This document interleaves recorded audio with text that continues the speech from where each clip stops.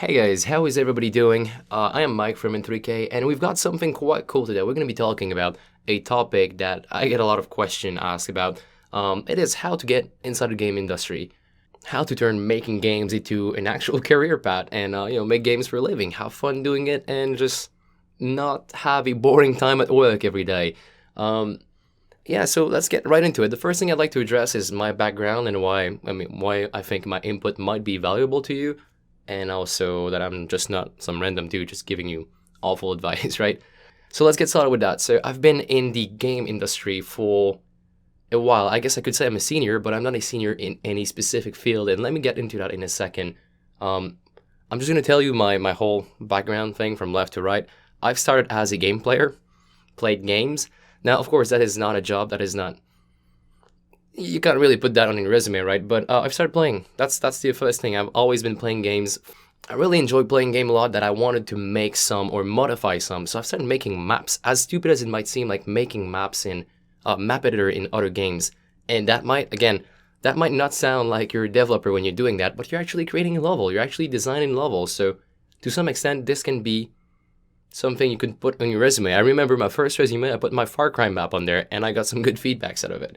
So I've always been playing game, and then I started making content for those games, and I pushed that a little bit further afterward. This is my real first job, you could say, in that industry.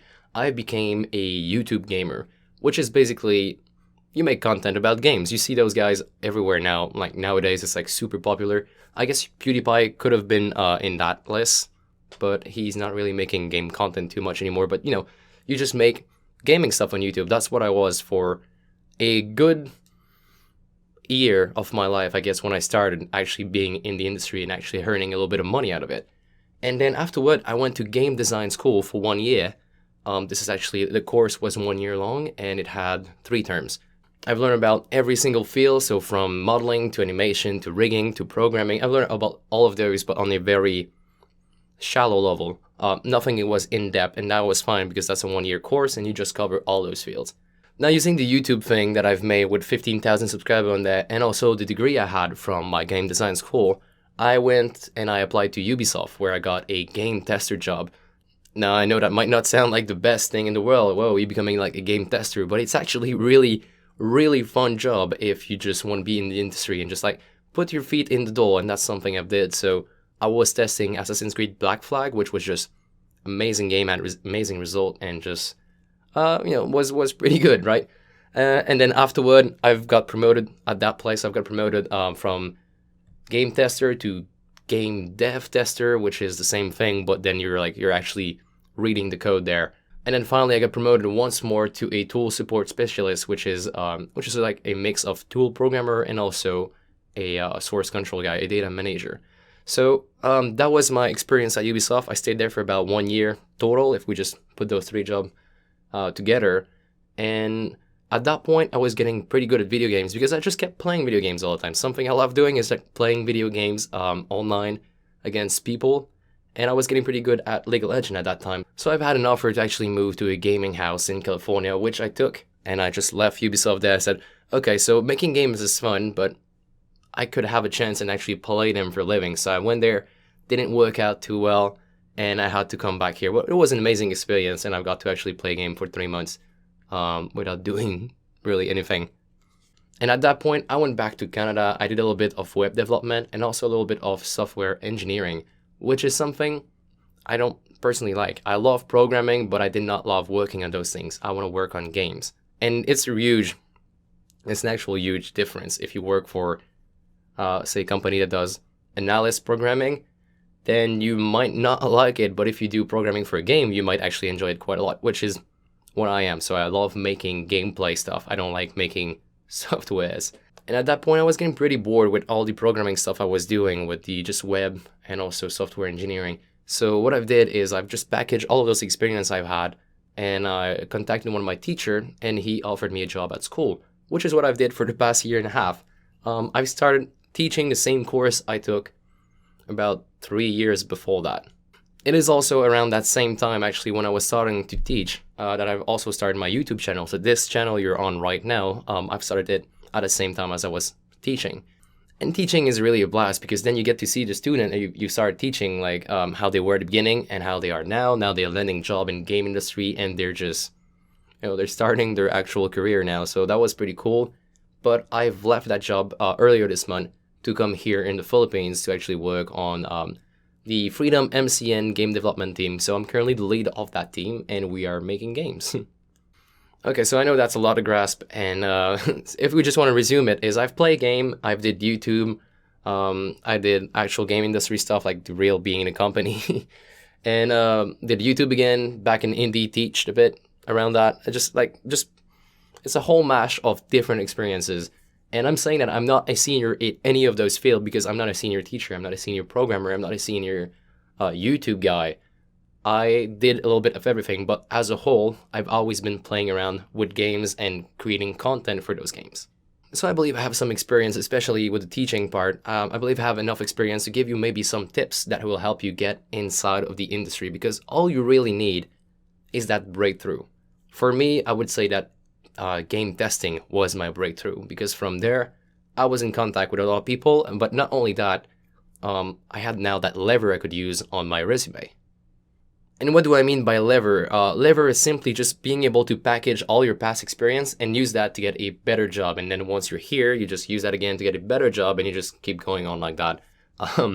From a HR perspective, it's not the best thing because you know that the person is going to keep trying to go up and also like maybe quit the job after 3 months. So the whole time where they recruit you and they give you training, when they give you training, and then you just consume that training and you might use that to actually lever to another job. So that's not the best way to see it if you're like trying to recruit people, but as a personal growth experience, it's great to jump from job to job. Not that I would recommend doing that because that's kind of selfish, just using those trainings to go up and up, but that's one way you could do it. All right, so let's step back to an actual situation where you guys can relate more. I believe that people are watching this video, you can relate more to it. So imagine that you're just out of school. You are, or not even out of school, you're in the middle of your game design degree or any other degree for that matter. Basically, you can't use any lever to get your job. You can't go up to a game company and say, oh, I've worked at McDonald's, so please hire me. That's not going to work out too much. I mean, it could if they really need people at that point, but it's not the best sales point. Now, as a past teacher, I'm going to say the degree part is good. Like having a degree is going to at least tell the person who's recruiting right now, you know about keywords in the industry, you know about how we work there a bit, few concepts that's going on, right? So you know a bit of what we're doing right now. Your training costs and your training duration is going to be reduced, so we have more chances of hiring you. That's what a degree does, basically. It just tells you, okay, so you have an advantage right now over the person who doesn't have a degree. But still, I am not going to say that you need a degree because that's totally fake. You do not need a degree to get inside of the game industry. There is no need for that. If you have nothing on your resume that just says game industry on there, you need to have some experiences. You need to have some projects to show. You need to have some concept to show. As bad as it might seem, like I've mentioned, for my first resume, I actually had Far Cry maps on that. I made some Far Cry maps, designed the whole thing, and I took pictures, in-game picture, and I've made a little document next to it. So it's like, this is the first part of the level, it's that difficulty, then you move on to the second part, it's that difficulty, and I had like values. It didn't mean anything really, like it didn't follow any concept, it didn't follow any kind of flow chart, but people could tell that I knew what it meant to me. So they were like, okay, so this guy know what this is, he's able to come up with some kind of concept like that, and there has to be a plan behind this map, and there was a plan. So the difficulty would go up every time you like switch region in the map. And like I said, it didn't mean anything to them, but to me it did, and they saw it.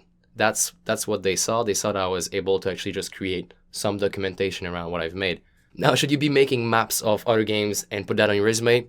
Maybe not. Maybe that's not the best approach, but maybe if you did like some StarCraft 2 custom maps, if you did Warcraft 3 custom maps, if you did RPG Maker games, those are definitely worth showing. This is worth more than actually putting some real work experience in there, such as, oh, I've worked at McDonald's for 1 year.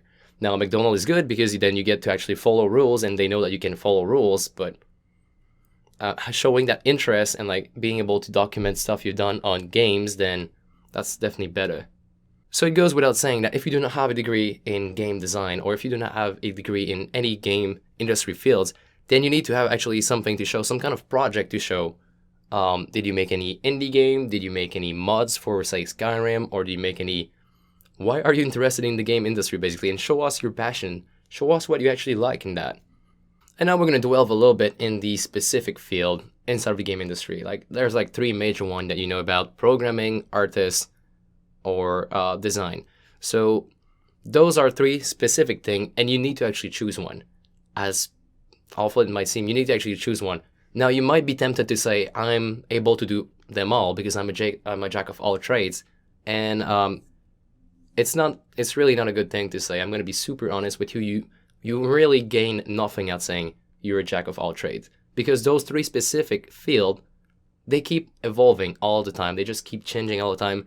You need to keep up with the design trend. You need to keep up with the new way you program stuff. You need to keep up with the new trend in art as well. So saying that you're able to keep up with those 3 fields all the time is, first, it's impossible, and second, it's not going to gain you any point. It's going to remove you some points. The only place where you can actually say you're a jack of all trade is when you would apply for, say, indie company. But then indie company, they don't really have the resources to hire people, and when they do, they're not indie anymore, I guess. So, like I said, you're not getting anything out of saying you're a jack of all trade. Unless you're building your own game, you're building your own stuff, and you're on your own, and you're just claiming that you are a jack of all trade, then sure, doesn't matter at this point. But then again, you're not reaching out to anybody trying to get hired. You're just on your own. So on your resume, definitely avoid saying you're jack of all trade. When you're building your resume, you can say I'm proficient in code. I don't really do art. I don't really do design. I did a little bit of it just to get a glance of it, but I don't want to do it. I'm not applying for this, basically. And just showing that you have, like, you already know some keywords for those fields is good, but saying that you want to pursue a career in all of them, definitely bad. Super bad. Don't do that. Okay, so now let's talk about specific field and also what kind of skill set you want. So if you're applying for a programming job, now this is one of the hardest one to get. Well, it's not the hardest one to get. It's actually one that's in between. And I'm saying it's in between because you can show a lot of good stuff if you've done Unity in the past, if you've done Cocos 2D, Game Maker. You can actually show code and stuff that works. Then you're going to have like a lot of good chances to get in there. But again, they might actually pick somebody with a bigger degree, so say a bachelor in computer science before you. So that's where a bachelor has really heavy impact. So I would say that programming is the places where the degree is worth a lot more. Because for art and design, the degree is really worth. It's not worth too much. But programming, the degree is going to get you actually quite far. If you do not have a degree, you want to be able to show that you've put a game, you created a game, and you put it to an end. It's really important to show that you finished the product. Showing like half of a product, not so good. But it's going to gain you points anyway, but it's not so good. Because being able to show that you've took a project from beginning to end means you went through all the phases and all the possible problems you would face, and that's definitely a big win. The next one is art. Now, art, I would say, is the easiest one to get into, but it's also the most, that's the place where the most people go. So it is the easiest thing theoretically, but since there are so many people going towards art, then it gets really hard to actually stand out. So what you could be doing at that point is just iterate, keep practicing nonstop, and post your stuff online. This is the most important thing that people don't do enough. You need to post your work online. You need to put like every single best picture you've made, every single drawing you've made, models you've made, all of that, you need to put that online so people can actually find you and you can actually bring a portfolio with you, basically. The actual degree in art is, just to me, it's worthless because I'm hiring for this project. I want this very specific art style. I'm not going to be looking at the degree. I'm going to be looking at the portfolio. And I'm really sorry if you do have an art degree, but you probably learned a lot different styles. So at that point, if you have an art degree, I would also assume you have a big portfolio with a lot of different styles in it. So that's definitely a win. But the degree itself, not something I would look at if I was to hire people. And finally, design. Design is, to me, would be like a dream job, basically. I haven't done any design in the past, but I would love to. And I think this is the hardest one to get into because you need knowledge of pretty much everything, because you need to know what you can do and what you can't do. You also need to be able to write some good documents. You need to have clean writing. You need to have clean speaking, being able to communicate with a lot of people, being able to get feedback out of the player, and just making sure the game is always fun. And now this is where your experiences as somebody who did mods for, say, Skyrim, or maps for Far Cry, or maps for StarCraft, this is where it actually shows, because you're taking engine that already exists, you're taking stuff from programmer and artist, you're just putting it together to create a good experience. And if that experience is fun, then put it on your resume. Put it on your resume if it's fun. People are going to love it, and they're going to give you more points. But do not only include that, also include document of how you went about doing this, and try to make a formula out of it. So you've made this map, and using your own custom formula, so there has to be like an obstacle here, and then it has to be power up there. All of that needs to be documented, and if you do that, even though the people that might read it might not understand it from the get-go, they will see that you understand it and you followed some kind of pattern to make this fun map happen. So that's going to win you tons of points. So to resume, to go for a programming job, learn a engine, learn how to put a game from start to finish and just go on with it. Or get a degree, it's one of the two. Now for art, just build up your web portfolio and apply to a lot of places. Just keep applying to places and build up your stuff. Just keep iterating, gotta practice, gotta stand out. That one is really, it's easy to get into, but since there's so many people going there, you're gonna have an hard time. You need to stand out, so just find your style and practice a lot. And finally, for design, I would play a lot of games. I would find what makes those games fun. So when I play a game and I'm having this feeling, wow, this game is fun, write it down, look at why it's fun, try to actually replicate that mechanic, try to replicate that in any other like custom game you can be making. But really try to replicate that, try to document it as well. And yeah, so just go from there. Play a lot of games. Now there is something true for all of those fields, programming, art, and design. You can have an easy access to all of them if you put your feet in the door and then you show interest. I'm going to be taking myself as an example. So when I got out of school, I've had knowledge, a little bit of knowledge in pretty much everything. So I was like a small jack of all trades, which obviously is not a winner at all, like I've said. But of course I knew like terms, so they would value me over somebody who didn't have that experience for sure. But still, I had no specific thing. So what I did is I applied for a game tester job, and I got that game tester job. At that point, there was no way for me to get a programming job at Ubisoft. They do not hire people that have a degree, a 1-year degree in all the fields. They hire like actual people that went through bachelors in computer science for programming, say. So I had no chance of getting an actual programming job. So what I did is I've got a game tester job, then I shown interest in the programming side, and eventually I got there in less than 4 months. So 5 years of school versus 1 year of school and then 4 months of actual industry experience. Now it might sound like cheating, but it's actually a shortcut that was really hard to take, because you got to be like concentrating on that stuff. You got to be like learning nonstop while you actually work. So it was really time consuming at that time. I didn't really have a life, which brings me to the next point. You must forget about life for a while. Okay, so get this. Making games is fun, and a lot of people want to do it for a living now, and it's more accessible every day. So there's like new companies showing up, there's more money being spent on entertainment, and we actually have the chance now, not like before. Like before, like buying games was not like that big of a thing, but nowadays buying game is like part of something we do maybe like even every month, or I don't know. I have like no real analytics on that, but it's something that we now have access to. We can actually become game developers for a living, and that brings in a surge of people. The accessibility we have now, it just brings in a surge of people that wants to make game too. And boy, you're gonna have to fight, because those people, they all want to get in the game industry at the same time, and you need to be the one that stands out. Now, how do you stand out? You must put a lot of work in it. You gotta put a lot of work, a lot of hours. We're talking about 70, 80 hours of just learning stuff every week, and you gotta just have your breakthrough using that.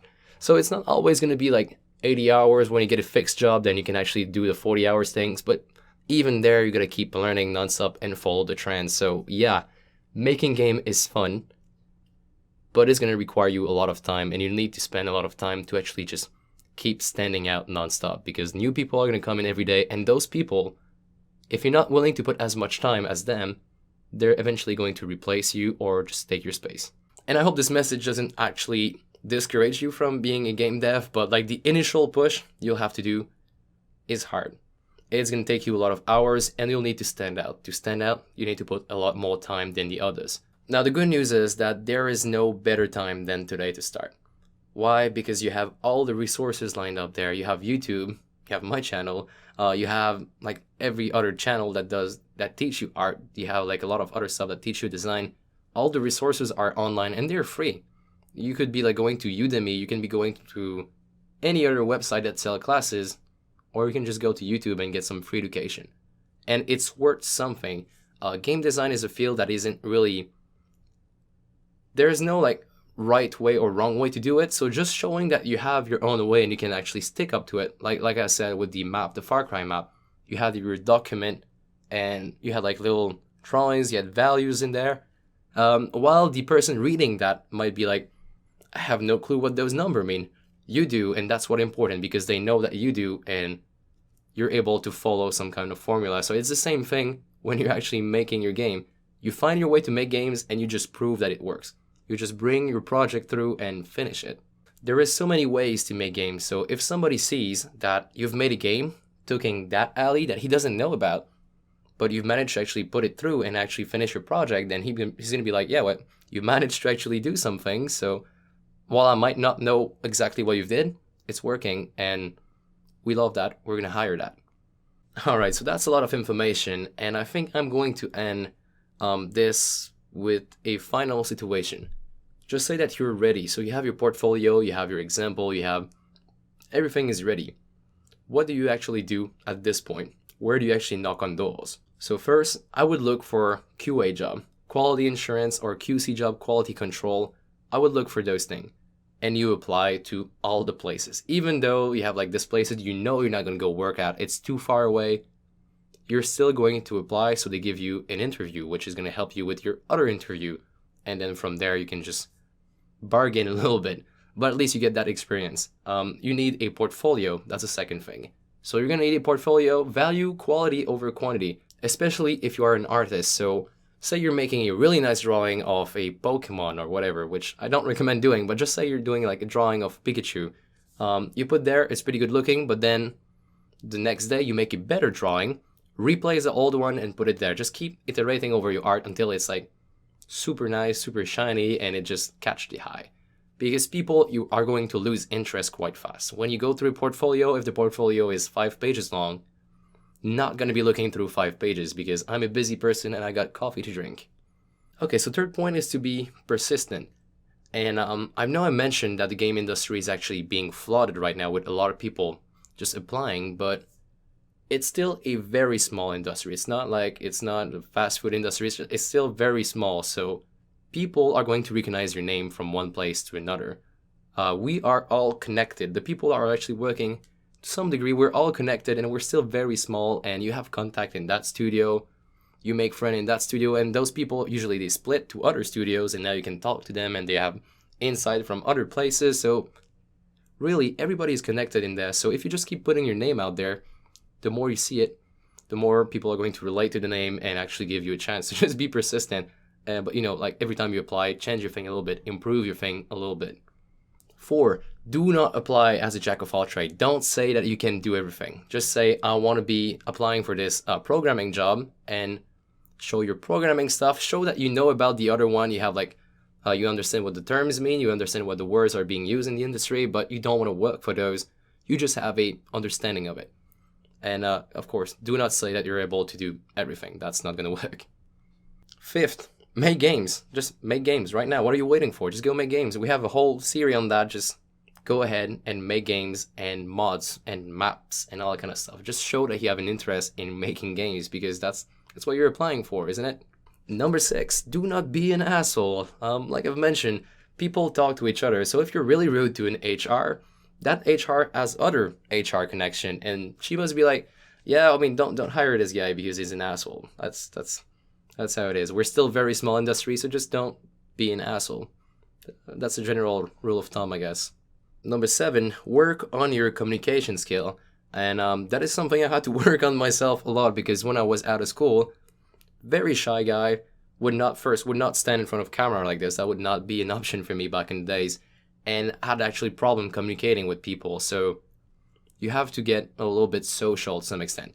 You're going to be working in an environment that requires a lot of communication. It's constant communication. So showing that you have some social skill, you're not going to crumble under social pressure, is something required. The game industry is a fun place to work, and that's because everybody is not really easygoing, but everybody is able to communicate and live with each other, like, to some extent. So that's also what they look for.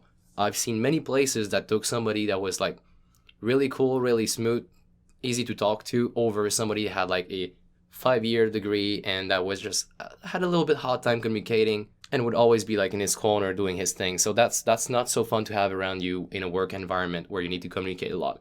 Versus the other one who's easygoing, easy to talk to, then you're gonna have an easier time transferring your value and training that person over the one that's not so easy to talk to.